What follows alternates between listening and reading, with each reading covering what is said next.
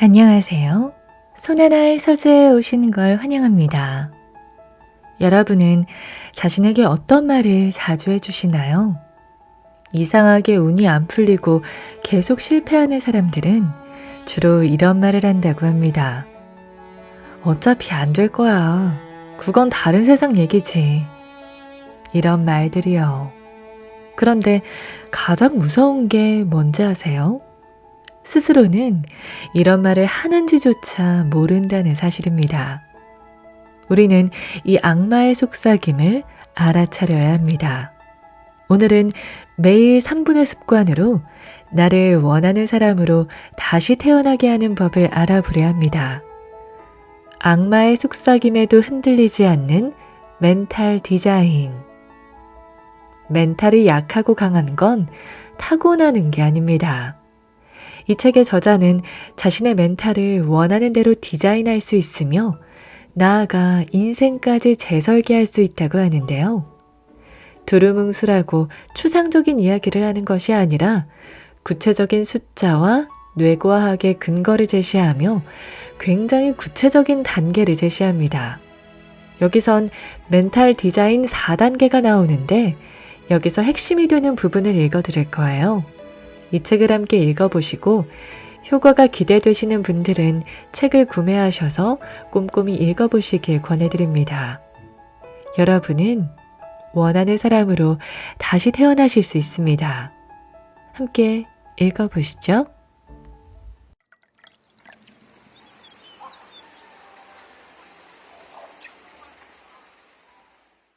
무의식의 95%가 나를 지배한다는 충격적 진실. 하버드 대학교의 뇌과학 연구팀이 발표한 결과는 우리에게 충격적인 사실을 알려준다. 우리가 하루 동안 내리는 수만 개의 결정 중 무려 95%가 무의식적인 자동 반응에 의해 결정된다는 것이다. 다시 말해, 당신이 의식적으로 살고 있다고 생각하는 순간들은 실제로는 겨우 5%에 불과하다는 뜻이다. 나머지 무의식 95%는 마치 컴퓨터의 백그라운드 프로그램처럼 당신이 인식하지도 못하는 사이 조용히 돌아가며 당신의 하루를 좌지우지하고 있다. 이것이 바로 우리가 매번 같은 실수를 반복하고 매번 같은 패턴에 빠지며 매번 이번에는 달라질 거야 라고 다짐해도 결국 똑같은 결과에 직면하게 되는 근본적인 이유다. 의지력이 문제가 아니라 시스템의 문제였던 것이다. 그렇다면 이 무의식적 자동 프로그램들은 언제 설치된 것일까? 대부분 어린 시절부터 차곡차곡 설치된 것들이다. 어릴 때 위험한 상황에서 조용히 숨어 있으니 더 이상 혼나지 않았다면 그 순간 위험하면 숨으면 돼 라는 안전 시스템이 설치된다. 무엇인가를 완벽하게 잘했을 때만 칭찬받았던 경험은 완벽해야 인정받는다는 완벽주의 시스템이 된다. 이런 식으로 수십 년간 축적된 구버전 시스템들이 지금도 백그라운드에서 열심히 돌아가고 있다. 하지만 문제는 이 시스템들이 설치된 지 너무 오래됐다는 것이다. 어린 시절의 환경과 현재 성인으로서의 복잡한 현실 사이에는 엄청난 차이가 있는데 우리는 여전히 구버전 시스템으로 최신 상황들을 처리하려고 한다는데 문제가 있다.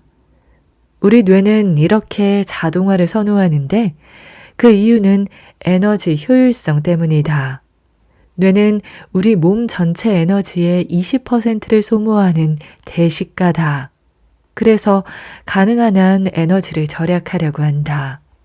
한번 학습된 패턴은 자동으로 실행하는 것이 에너지를 훨씬 덜 소모하기에 뇌는 새로운 습관보다 기존 패턴을 10배나 더 강하게 선호한다. 이것이 바로 3일 된 다이어트 계획이 3년 된 습관에 3초 만에 무너지는 이유이기도 하다. 의지력 문제가 아니라 뇌는 자동으로 작동하고 있을 뿐이다. 빨간색 대 파란색, 3분 테스트의 비밀. 지금 당장 간단한 실험을 해보겠다. 주변을 둘러보며 빨간색으로 된 모든 것들을 찾아보길 바란다. 빨간색 옷, 빨간색 책, 빨간색 소품, 빨간색 글씨, 빨간색 포장지. 3분 동안 집중해서 최대한 많이 찾아본다. 다 찾았는가? 이제 눈을 감고 방금 보았던 파란색 물건들을 기억해보라. 몇 개나 기억이 나는가? 아마 거의 기억나지 않을 것이다.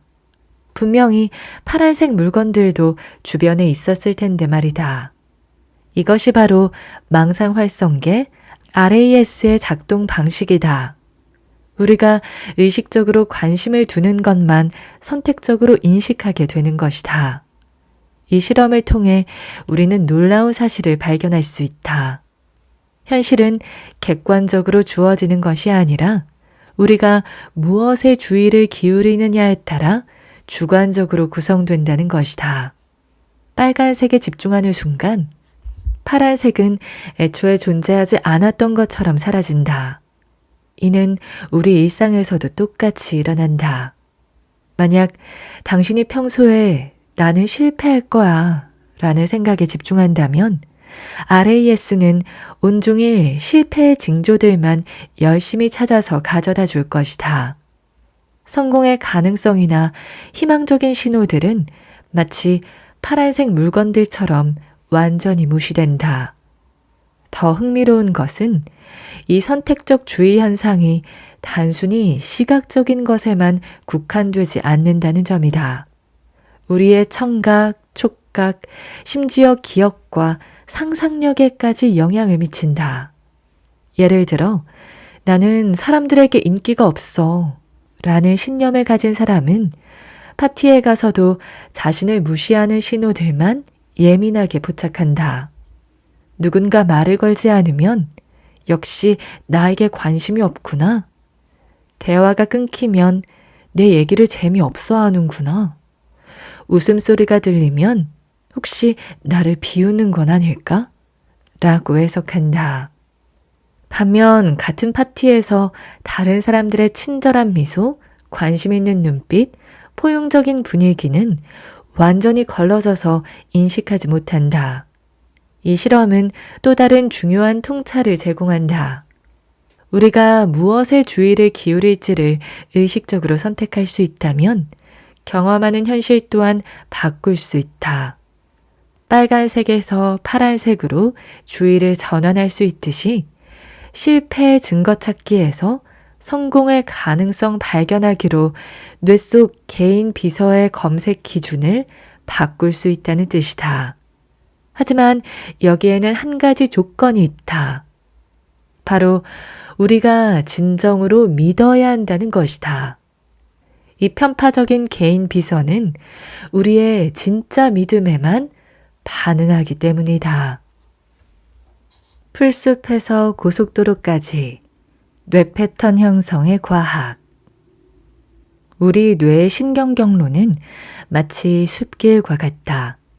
처음 새로운 생각이나 행동을 할 때는 풀숲을 처음 걸어가는 것과 같다. 무성한 풀숲은 우리가 지나가기도 힘들고 지나간 흔적도 보이지 않는다. 하지만 같은 길을 반복해서 걷다 보면 풀이 눌리고 흙이 다져져서 점차 뚜렷한 길이 만들어진다. 처음에는 오솔길이었던 것이 계속 사용하다 보면 2차선 도로로 확장하고 나중에는 12차선 고속도로까지 발전한다. 우리 뇌도 정확히 이와 같은 방식으로 작동한다. 같은 생각이나 행동을 반복할 때마다 관련된 뉴런들 사이의 연결이 점점 강화된다. 뇌과학에서는 함께 발화하는 뉴런들은 함께 연결된다는 도널드 헵의 법칙으로 이를 설명한다. 처음에는 약하게 연결되었던 것이 반복을 통해 점점 강화되어 마침내 자동화된 신경회로로 발전하는 것이다. 더 놀라운 것은 자주 사용하는 신경경로 주변에 미엘린이라는 흰색 물질이 생겨난다는 사실이다. 미엘린은 마치 전선에 피복을 씌우는 것처럼 신경 섬유를 감싸서 신호 전달의 속도와 효율성을 높인다. 미엘린화가 진행된 신경 경로는 그렇지 않은 경로보다 신호 전달 속도가 10배에서 30배까지 빨라진다. 잘 다져진 신경 경로는 12차선 고속도로처럼 변한다. 그래서 새로운 시도를 하는 것은 풀숲을 걷는 것과 같고 기존 패턴을 실행하는 것은 고속도로를 달리는 것과 같은 차이가 나게 된다. 이 과정을 이해하면 왜 습관을 바꾸는 것이 그렇게 어려운지 알 수 있다. 30년간 굳어진 완벽주의 패턴은 이미 12차선 고속도로가 돼 있는데 새로운 실수해도 괜찮다는 생각은 아직 머리카락보다 가는 길이라고 할 수 있다. 뇌는 당연히 에너지 효율이 높은 고속도로를 선택하게 된다.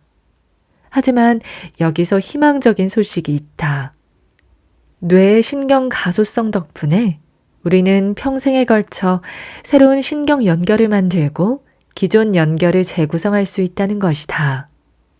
신경 가소성 연구의 권위자인 노먼 도이지 박사의 연구에 따르면 뇌는 나이와 상관없이 새로운 신경 연결을 만들어낼 수 있다. 실제로 런던의 택시기사들을 연구한 결과 복잡한 도시의 지리를 외우는 과정에서 해마의 크기가 물리적으로 증가한 것이 관찰되었다. 이는 우리가 새로운 패턴을 충분히 반복하면 기존의 고속도로와 경쟁할 수 있는 새로운 고속도로를 건설할 수 있다는 것을 의미한다. 하지만 새로운 선정 경로를 만드는 것은 시간과 에너지를 필요로 한다. 뇌 과학자들은 새로운 습관이 자동화되기까지 평균 66일 정도 걸린다고 말한다. 특히 첫 21일 동안은 새로운 신경 연결의 기반을 다지는 중요한 시기로 이 기간 동안의 꾸준한 노력이 이후 과정의 토대가 된다. 이렇게 형성된 초기 연결이 지속적인 반복을 통해 점진적으로 강화되어 자동화에 이르게 된다. 그래서 새로운 패턴을 만들려면 충분한 시간과 꾸준한 반복을 통한 의식적 노력을 지속해야 한다. 내 마음에 사는 2가지 존재의 발견. 먼저 놀라운 사실 하나를 알려드리겠다. 지금 이 순간 당신의 마음속에는 2가지 서로 다른 존재가 살고 있다. 하나는 지금까지 우리를 괴롭혀온 독설가이고 다른 하나는 우리가 미처 알아보지 못했던 수호천사다. 독설가는 또 실패할 거야. 너는 안 돼. 완벽하지 않으면 안 돼. 포기해. 어차피 소용없어. 와 같은 말들을 끊임없이 속삭인다. 이 독설가의 정체를 이제 우리는 안다. 어린 시절 상처받지 않으려고, 사랑받으려고, 안전하려고 만든 보호 프로그램이었다는 것을. 하지만 수호천사는 다르다. 수호천사는 항상 우리 편이다. 그는 괜찮아. 실수는 성장의 기회야. 지금도 충분히 잘하고 있어. 천천히 해도 돼. 너는 소중한 존재야. 너는 할 수 있어. 와 같은 따뜻한 격려의 말들을 건넨다. 놀라운 것은 이 수호천사가 원래부터 우리 안에 있었다는 사실이다. 다만 독설가의 목소리가 너무 커서 들리지 않았을 뿐이다. 뇌과학적으로 보면 독설가는 주로 편도체에 연결된 불안과 공포 시스템에서 나오는 목소리이고 수호천사는 전전두엽의 자기 돌봄과 연민 시스템에서 나오는 목소리다. 두 시스템 모두 우리를 보호하려는 목적을 띠고 있지만 그 작동 방식이 완전히 다르다. 독설가는 위험을 경고하고 문제를 지적함으로써 수호천사는 격려하고 지지함으로써 우리를 보호하려고 한다. 문제는 현대인들 대부분이 독설가의 목소리에만 익숙해져 있다는 것이다. 어린 시절부터 비판적인 목소리에 더 많이 노출되었기 때문이다. 하지만 이제 우리는 의식적으로 수호천사의 목소리를 키우고 독설가의 목소리를 줄여나갈 수 있다. 내면의 독설가들을 수호천사로 전환하기. 이제 구체적으로 독설가들을 수호천사로 전환하는 방법을 알아보자. 각각의 독설가는 저마다 고유한 특성이 있으므로 각각에 알맞은 수호천사가 필요하다. 완벽주의 독설가에서 충분함의 수호천사로. 완벽주의 독설가는 아직 부족해, 더 완벽하게 해야 해, 실수하면 안 돼, 라고 끊임없이 압박한다. 이 독설가의 선한 의도는 훌륭한 결과를 만들어내려는 것이다. 하지만 현재 상황에서는 오히려 도전을 막고 성장을 저해야 하는 역효과를 낳고 있다. 충분함의 수호천사는 지금도 충분히 잘하고 있어. 실수는 성장의 기회야. 완벽하지 않아도 가치가 있어. 과정이 결과보다 중요해. 라고 말한다. 이 수호천사는 완벽주의 독설가의 선한 의도는 인정하면서도 더 건강한 방식으로 그 목적을 달성하도록 돕는다. 바로 실수를 통해 배우고 과정을 즐기며 점진적으로 발전해 나가는 방식이다. 충분함의 수호천사를 활성화하는 구체적인 방법이 있다. 매일 저녁 오늘 내가 잘한 일 3가지를 기록하는 것이다. 작은 것이라도 상관없다. 회의에서 좋은 아이디어를 냈다. 동료에게 친절하게 대했다. 운동을 10분 했다와 같은 것들도 충분하다. 이렇게 자신의 충분함을 매일 확인하는 습관을 만들면 뇌에서 자기인정 신경회로가 강화된다. 실수했을 때 이번 실수로 내가 배운 것은 무엇일까? 라고 질문하는 습관도 도움이 된다. 실수를 성장의 기회로 리프레이밍하는 것이다. 하지만 여기서 중요한 것은 수호천사와의 대화가 처음부터 완벽할 필요는 없다는 점이다. 처음에는 어색하고 가짜 같으며 효과도 잘 느껴지지 않을 수 있다. 그것도 당연하다. 수십 년간 독설가의 목소리에만 익숙했는데 하루아침에 바뀔 리 없다. 중요한 것은 완벽한 수호천사가 되는 것이 아니라 내가 또 독설가 모드네. 수호천사는 뭐라고 할까? 하고 잠깐이라도 멈춰보는 것이다. 혹시 이런 경험이 있는가? 수호천사와 대화하다가 이게 정말 효과가 있나 싶어 포기하고 싶어졌던 적 말이다. 필자 역시 그랬다. 특히 정말 힘든 일이 생겼을 때는 지금 이런 상황에서 긍정적으로 생각하라는 게 오히려 화가 나기도 했다. 피해의식 독설가에서 주체성의 수호천사로. 피해의식 독설가는 나는 늘 당하는 사람이야. 세상은 불공평해. 나만 늘 손해봐. 라고 속삭인다. 이 독설가의 선한 의도는 우리를 부당한 대우에서 보호하려는 것이었다. 하지만 모든 상황을 피해의 관점에서 해석하게 만들어 진정한 해결책을 찾지 못하게 한다. 주체성의 수호천사는 나는 선택할 수 있어. 상황을 바꿀 힘이 내게 있어. 나는 내 인생의 주인공이야. 어떤 어려움도 성장의 기회로 만들 수 있어. 라고 말한다. 이 수호천사는 같은 상황이라도 완전히 다른 관점에서 바라보게 한다. 피해자에서 주체자로, 수동에서 능동으로 전환하게 하는 것이다. 주체성의 수호천사를 키우려면 내가 할 수 있는 것에 집중하는 연습이 필요하다. 문제 상황이 생겼을 때 왜 나만 이런 일이 생기지? 라고 생각하는 대신 이 상황에서 내가 할 수 있는 최선은 무엇일까? 라고 질문을 바꾸어 본다. 매일 작은 선택이라도 의식적으로 연습해보자. 오늘 점심 메뉴를 내가 정했다. 일찍 자기로 결정했다. 운동을 하기로 선택했다 같은 작은 주체적 행동들이 누적되면 큰 변화가 일어난다. 회피 독설가에서 용기의 수호천사로.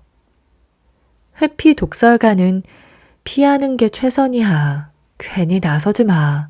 조용히 있으면 안전해. 라고 속삭인다.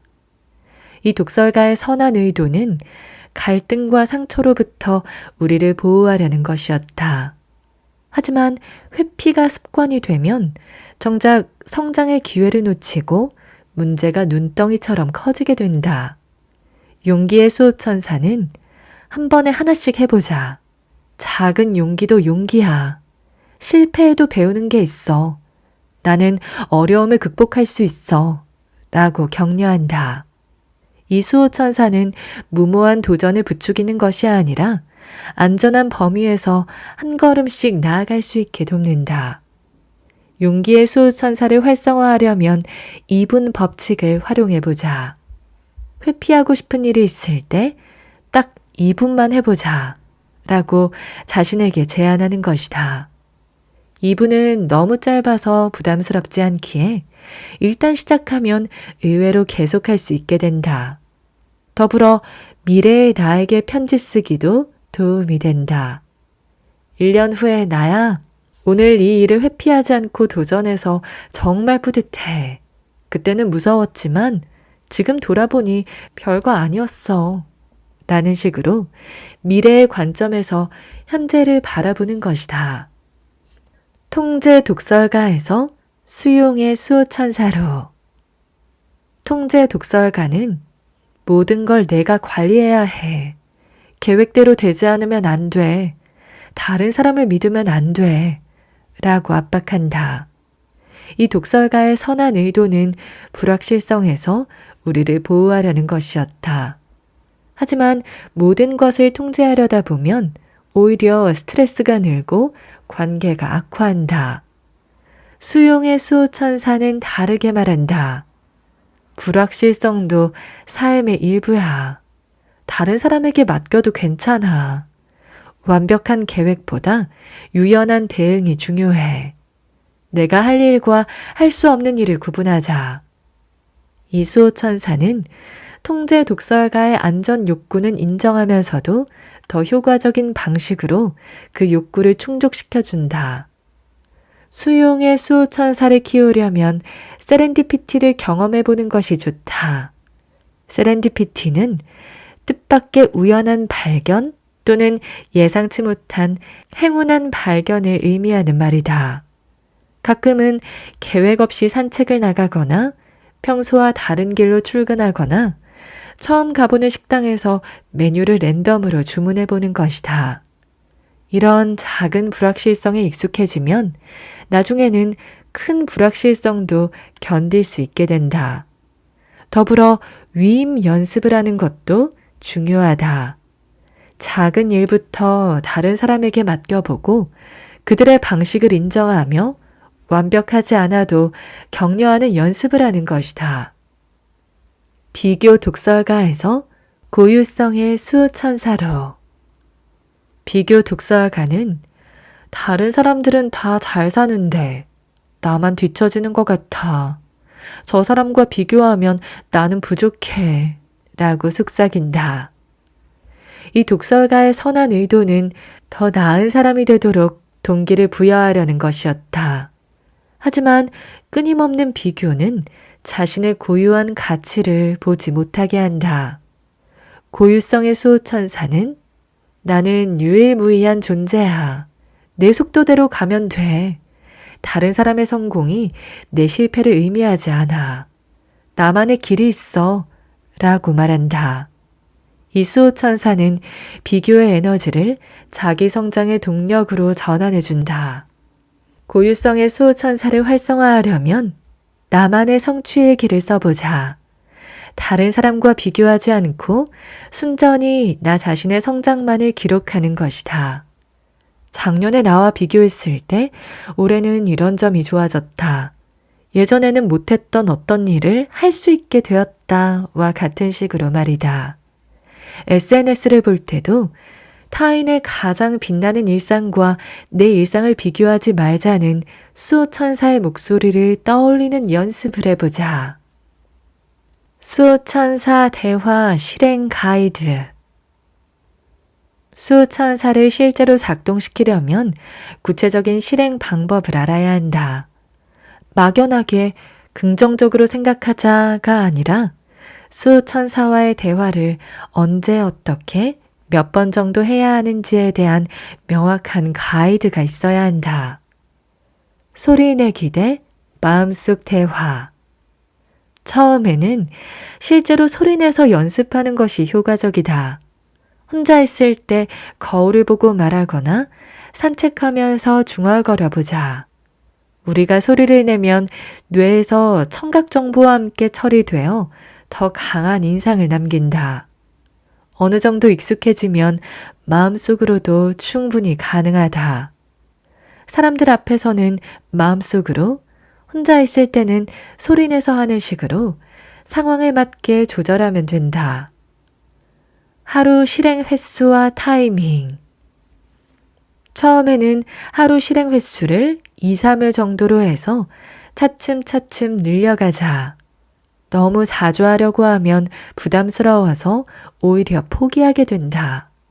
부담 없이 시작해서 꾸준히 하는 것이 중요하다. 요즘 필자가 실험하고 있는 방법이 있다. 아침에 일어나자마자 거울을 보며 오늘도 함께 성장해보자 라고 말하는 것이다. 처음에는 정말 어색했지만 지금은 하루를 시작하는 소중한 의식이 되었다. 제시 예는 다음과 같다. 아침 기상 후 1회. 오늘도 좋은 하루가 될 거야. 스트레스 상황에서 즉석으로. 잠깐, 수호천사는 뭐라고 할까? 저녁 취침 전 1회. 오늘도 수고했어. 효과 측정과 변화 체감하기. 이 실행을 하다 보면 주관적이기는 하지만 분명한 변화 신호들이 나타난다. 스트레스 상황에서 회복 시간이 얼마나 빨라지는지 살펴보자. 예를 들어 예전에 화났을 때 2시간 동안 계속됐던 감정이 이제 30분 만에 진정된다면 이는 변화가 일어났다는 증거다. 또는 나는 왜 이렇게 못났을까? 같은 생각이 하루에 10번에서 3번으로 줄어들 수도 있다. 잠들기 전 내가 어떤 마음 상태인지 살펴보는 것도 좋다. 예전에는 잘못했던 일들만 떠올리며 잠자리에 들었다면 이제는 오늘 나름 잘했어 라고 생각하며 편안하게 잠들 수도 있다. 또 다른 사람에게 더 친절했는지도 질문해 본다. 자신에게 친절해지면 자연스럽게 다른 사람에게도 친절해지기 때문이다. 구체적인 확인 방법으로는 일주일마다 1점에서 10점으로 자기 평가하기, 이번 주에 수호천사 대화를 몇 번이나 했는지 확인하기, 가족이나 친구에게 내가 요즘 달라진 점이 있는지 물어보기 등이 있다. 변화는 생각보다 빨리 나타날 수 있다. 일주일만 꾸준히 해도 작은 변화를 느낄 수 있고 한 달쯤 하면 주변 사람들도 알아챌 만큼 달라진다. 지난주에 중요한 발표에서 실수했는데 순간 내면의 독설가가 정말 바보 같다고 공격했다. 수호천사 대화를 시도해봤지만 잘 안 됐다. 그래서 믿을 만한 동료에게 내가 너무 자책하고 있는 것 같아 라고 솔직히 말했다. 그 동료가 그 정도 실수는 누구나 해. 내가 생각하는 것보다 사람들은 별로 신경 안 써 라고 말해주었다. 때로는 나의 수호천사가 하는 말보다 다른 사람의 수호천사가 하는 말이 더 잘 들릴 때도 있는 것 같아. 수호천사를 일상에 적용하는 구체적인 방법을 알아보자. 가장 기본적인 것은 내적 대화의 전환이다. 하루 동안 자신에게 하는 말들을 의식적으로 바꿔보는 것이다. 이를테면 아침에 거울을 보며 오늘도 힘든 하루가 시작되겠네. 라고 걱정하는 대신 오늘도 새로운 가능성이 가득한 하루야. 라고 긍정적으로 말해보자. 또 실수했을 때는 정말 바보 같아. 라고 자책하는 대신 괜찮아. 실수를 통해 배우는 거야. 라고 격려해보자. 이런 작은 변화들이 모여서 큰 변화를 만들어낸다. 아침 루틴에서 수호천사 활성화하기. 하루의 시작을 수호천사의 목소리로 열어보자. 잠에서 깨자마자 오늘도 나에게 주어진 소중한 하루야. 무엇을 경험하든 성장의 기회가 될 거야. 나는 충분히 잘할 수 있어. 라고 마음속으로 말해보는 것이다. 더불어 오늘 감사한 일 3가지를 떠올려보자. 작은 것이라도 상관없다. 어제 깨지 않고 푹 잔 것, 따뜻한 침대, 건강한 몸 같은 것들도 충분히 감사한 일이 될 수 있다. 이렇게 하루를 감사의 마음으로 시작하면 뇌에서 행복 호르몬인 세로토닌이 분비돼 온종일 긍정적인 상태를 유지할 수 있다. 직장에서 수호천사 적용하기. 직장에서 스트레스를 받을 때마다 수호천사의 목소리를 떠올려보자. 상사가 까다로운 요구를 할 때 피해의식 독설가가 또 나만 힘들게 하네 라고 불평한다면 주체성의 수호천사는 이것도 내 성장을 위한 기회일 수 있어. 어떻게 하면 이 요구를 성장의 발판으로 만들 수 있을까? 라고 긍정적으로 재프레이밍한다. 동료와 갈등이 생겼을 때도 회피 독설가가 그냥 피하자 라고 제안한다면 용기의 수호천사는 솔직하게 대화해보자. 서로의 입장을 이해한다면 더 좋은 관계가 될 수 있을 거야. 라고 용기를 북돋운다. 가족 관계에서의 수호천사 대화법. 수호천사는 가족과의 관계에서 가장 큰 힘을 발휘한다. 특히 부모 자녀 관계에서 상처의 대물림을 멈추고 사랑의 대물림을 시작할 수 있다. 이를테면 아이가 실수했을 때 예전 같으면 왜 이것도 못하니? 라고 비판했다면 이제는 괜찮아. 처음에는 누구나 다 어려워. 천천히 해보자. 라고 격려해본다. 또 아이가 다른 아이와 비교당하는 상황에서는 너는 너만의 특별함이 있어. 내 속도대로 가면 돼. 라고 아이의 고유성을 인정해준다. 이런 대화가 아이의 마음에 수호천사를 설치해주는 것이다. 배우자와의 관계에서도 수호천사 대화법이 적용된다. 배우자와 갈등이 생겼을 때 통제 독설가가 내가 옳아. 상대가 바뀌어야 해. 라고 고집한다면 수용의 수호천사는 우리는 관점이 서로 다를 수 있어. 상대방의 입장도 들어보고 함께 해결책을 찾아보자. 라고 건설적으로 제안해준다. 결국 이런 태도의 변화가 관계의 질을 완전히 바꿔놓는다. 수호천사 습관 만들기. 수호천사를 자동화하려면 일상적인 습관으로 만드는 것이 중요하다. 다음과 같은 것들을 습관화해보자. 1분 감사 명상. 매일 같은 시간에 1분 동안 감사 명상을 하는 것이다. 눈을 감고 깊이 숨을 쉬면서 오늘 감사한 일들을 떠올려 본다. 1분은 아주 짧은 시간이지만 매일 반복하면 감사의 신경회로가 강화된다. 자기 격려의 메모. 스마트폰에 수호천사의 메시지들을 저장해두고 하루에 몇 번씩 알림으로 받아본다. 지금도 충분히 잘하고 있어. 실수해도 괜찮아. 너는 소중한 존재야. 와 같은 메시지들은 도움이 된다. 이런 메시지를 반복적으로 보면 뇌에 긍정적인 자기 대화가 각인된다. 실수 리프레이밍. 실수할 때마다 이 실수로 내가 배운 것은 무엇일까? 라고 질문하는 습관을 만든다. 그리고 그 답은 간단히 메모해 둔다. 이렇게 하면 실수가 자책의 근거가 아니라 성장의 자료가 된다. 취침 전 성찰. 잠들기 전에 오늘 내가 수호천사처럼 행동할 순간은 언제였을까? 라고 돌아보는 시간을 갖는다. 작은 친절, 자기 격려, 용기 있는 행동 등을 찾아보고 스스로를 인정해준다. 완벽하게 빠짐없이 실천하려 하지 않아도 좋다. 하루에 딱 한 번만이라도 수호천사의 목소리를 들었다면 그것으로 충분하다. 수호천사 기본 사용법 하루 한 번 3분만. 하루 3분 뇌과학이 증명한 변화의 최소 단위. 수많은 자기계발서가 실패하는 이유는 너무 거창한 것을 요구하기 때문이다.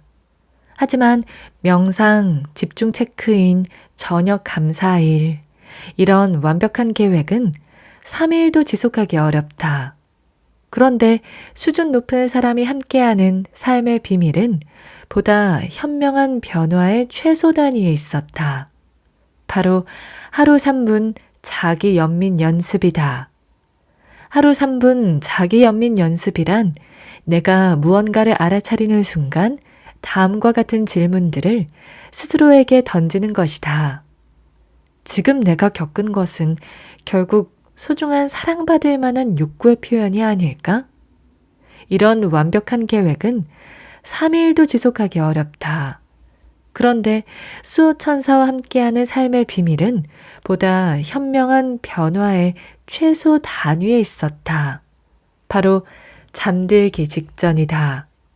국내외 다양한 연구들이 일관되게 보여주는 결과가 있다. 자기 연민 훈련이 스트레스 호르몬인 코티솔 수치에 긍정적인 변화를 가져온다고 보고되고 있다. 텍사스 대학교의 크리스틴 네프 박사와 하버드 의과대학의 크리스토퍼 거머 박사가 개발한 마음챙김 자기연민 프로그램 참여자들은 훈련 후 의미 있는 생리적, 심리적 변화를 경험했다. 또한 감사 연구 분야의 여러 연구들에서도 매일 짧은 시간의 감사 연습이 행복도와 생활 만족도 향상에 도움이 된다고 일관되게 보고하고 있다. 3분이라는 시간은 뇌의 보상 회로를 활성화하고 도파민 분비를 촉진하는 데 필요한 최소 시간인 것이다. 하지만 여기서 중요한 것은 정확한 시간은 사람마다 다르다는 점이다. 어떤 사람은 1분 만에라도 충분히 수호천사와 연결될 수 있고 어떤 사람은 5분이 필요할 수도 있다. 심지어 어떤 날은 30초만 해도 되고 어떤 날은 10분을 해도 된다. 중요한 것은 소요한 시간이 아니라 꾸준함이다. 우리가 수호천사와 함께하기에 가장 효과적인 시간은 바로 잠들기 직전이다. 하루를 마무리하며 침대에 누워서 오늘 하루도 잘한 게 뭐가 있을까? 라고 묻는 것이다. 아무리 힘든 하루였어도, 아무리 실수가 많은 날이었어도 잠자리에서 하는 것이다. 이를테면 오늘 화내지 않고 참았어. 동료에게 친절히 말했어. 목표하지 않고 끝까지 해냈어. 라는 작은 것도 좋고 심지어 오늘 하루를 살아냈어. 라는 말도 충분하다. 이 3분의 수호천사의 목소리를 강화한다. 뇌는 잠들기 직전에 받은 정보를 가장 중요하게 처리한다. 따라서 하루의 마지막에 격려의 목소리를 들으면 수면 중에도 긍정적인 방향으로 뇌가 작동한다. 뇌과학 연구에 따르면 잠들기 전 마지막 경험이 기억 공고화 과정에서 특별한 의미를 갖는다고 알려져 있다. 더 흥미로운 것은 이 습관을 지키다 보면 오늘은 어떤 일을 인정해 줄까? 라고 기대하며 하루를 보내게 된다는 점이다. 당신만의 시간 찾기 30초부터 10분까지. 만약 3분도 부담스럽다면 당신만의 최소 시간을 찾아보자. 정말 힘든 날에는 30초만 자신에게 고생했어 라고 말해도 된다. 30초는 아무리 바쁘더라도 아무리 피곤해도 낼 수 있는 시간이다. 반대로 여유가 있는 날에는 5분, 10분을 해도 좋다. 핵심은 습관을 만드는 것이다. 30초라도 자기 격려를 한 날에는 나는 자기 돌봄을 하는 사람이야 라는 정체성이 조금씩 형성된다. 이런 정체성의 변화가 축적되면서 신압으로 더 큰 변화가 일어난다. 중요한 것은 완벽하지 않아도 괜찮다는 마음가짐이다. 일관성이 완벽함보다 더 중요하다. 100일 중 70일만 해도 넘치도록 충분한 성공이다. 6초 멈춤과 멘탈 디자인 4단계, 평생 함께할 기본키.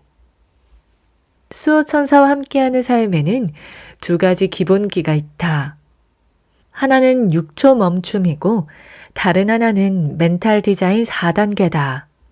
이 둘을 기억하고 있으면 어떤 상황에서도 자신의 멘탈을 스스로 관리할 수 있다.